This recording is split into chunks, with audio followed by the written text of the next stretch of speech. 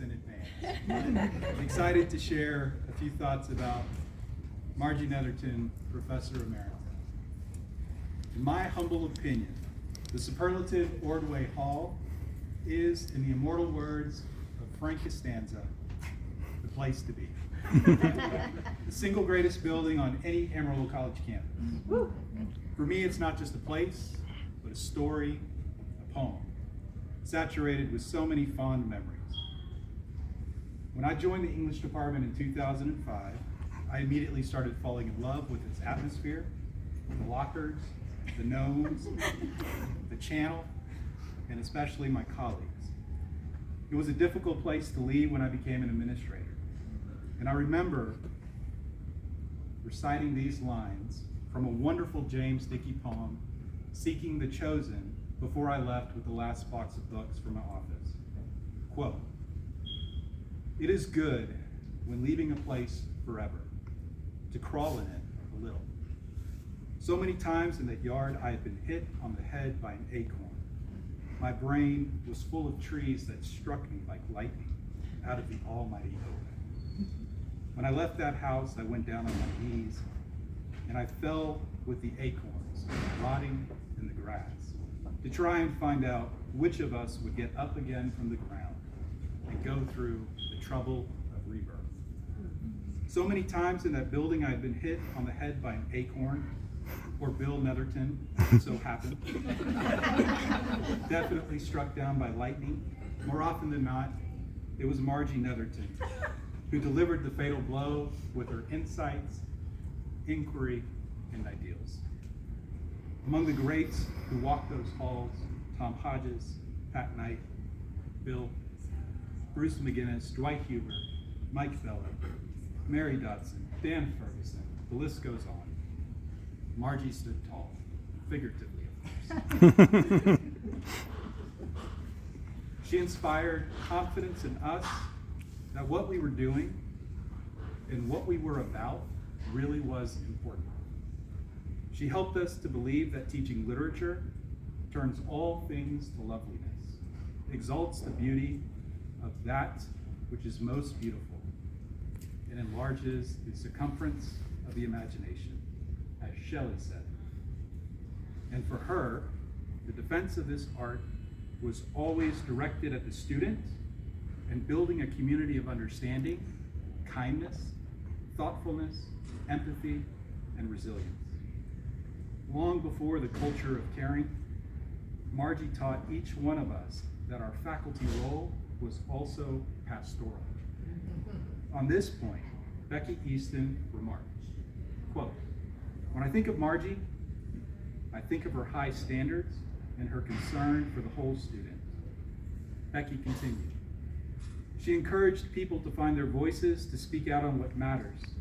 She founded Freelancer to showcase people's expressive art, both the written and visual, and Freelancer, not the Freelancer, carries out this legacy today.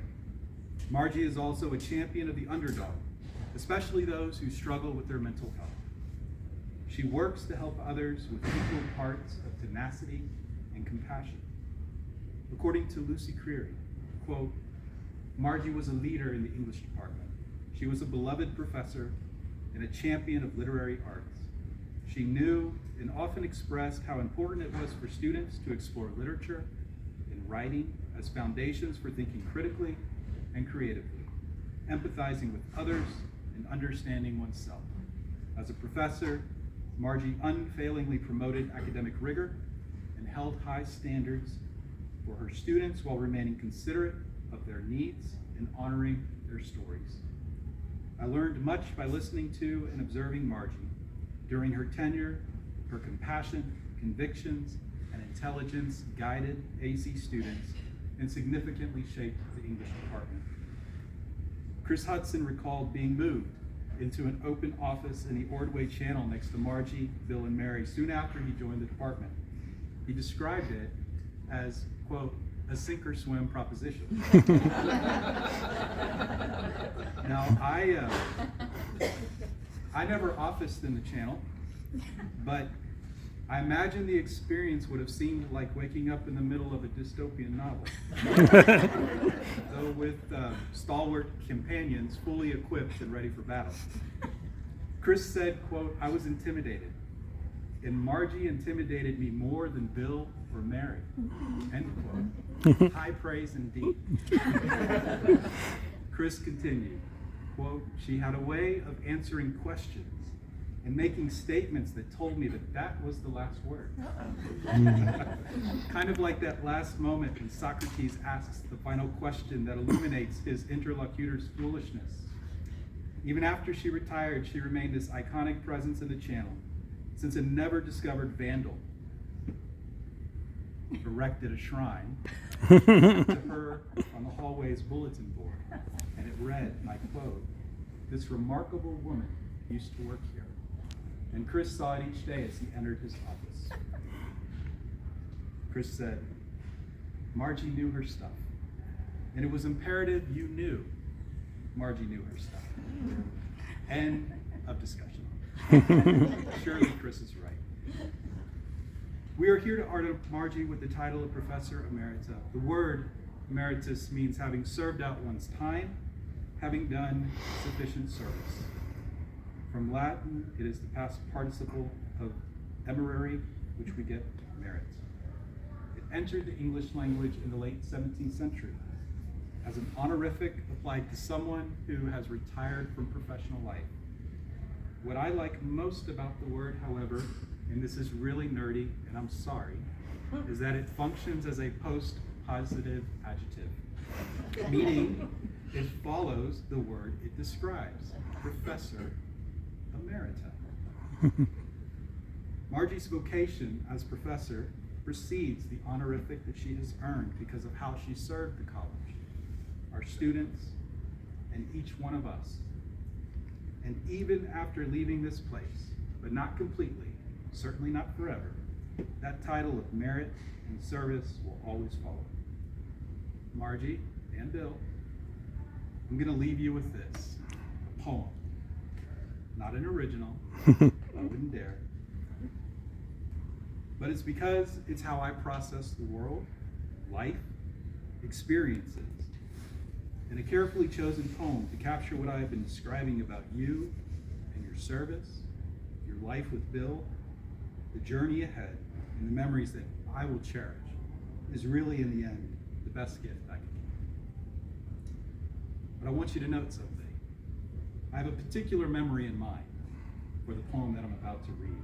It is a memory that involves the channel, a Tuesday forum that we did not hold on a Tuesday, most of the English faculty, and a novel of some renown.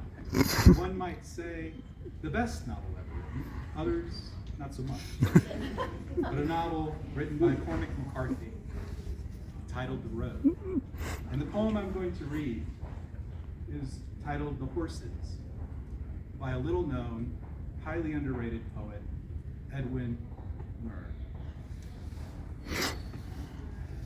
It's a bit longish. Definitely dystopian. The Horses. Barely a 12-month after the 7 days war that put the world to sleep, late in the evening, the strange horses came. By then, we had made our covenant with silence. But in the first few days, it was so still. We listened to our breathing and were afraid. On the second day, the radios failed. We turned to the knobs, no answer. On the third day, a warship passed us, heading north. Dead bodies piled on the deck. On the sixth day, a plane plunged over us into the sea. Thereafter, nothing. The radio's dumb. And still they stand in corners of our kitchens and stand, perhaps turned on, in a million rooms all over the world. But now if they should speak, if on a sudden they should speak again, if on the stroke of noon a voice should speak, we would not listen. We would not let it bring that old bad world that swallowed its children quick at one great gulp. We would not have it again. Sometimes we think of the nations lying asleep, curled blindly in impenetrable sorrow. And then the thought confounds us with its strangeness. The tractors lie about our fields. At evening, they look like dank sea monsters couched and waiting. We leave them where they are and let them rust. They'll molder away and be like other loam. We make our oxen drag our rusty plows, long laid aside. We have gone back, far past our father's land. And then, that evening, late in the summer, the strange horses came. We heard a distant tapping on the road, a deepening drumming. It stopped, went on again, and at the corner changed to hollow thunder. We saw the heads like a wild wave charging and were afraid. We had sold our horses in our father's time to buy new tractors. Now they were strange to us, as fabulous steeds set on an ancient shield, or illustrations in a book of knights. We did not dare go near them, but they waited, stubborn and shy, as if they had been sent by an old command to find our whereabouts, and that long-lost archaic companionship in the first century we had never thought, that they were creatures to be owned and used. Among them were some half a dozen colts, dropped in some wilderness of the broken world, yet new, as if they had come from their own Eden. Since then, they have pulled our plows and borne our loads. But that free servitude still can pierce our hearts. Our life is changed. They're coming, our beginning. Thank you, Margie, for piercing our hearts.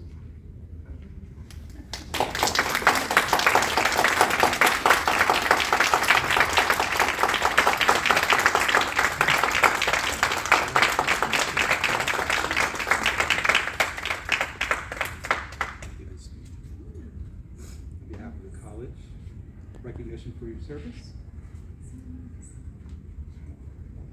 It's not better than my poem. Okay, please, show us. Thank you, Frank, for those really kind words. Thanks. And Chris, I'll talk to you after this.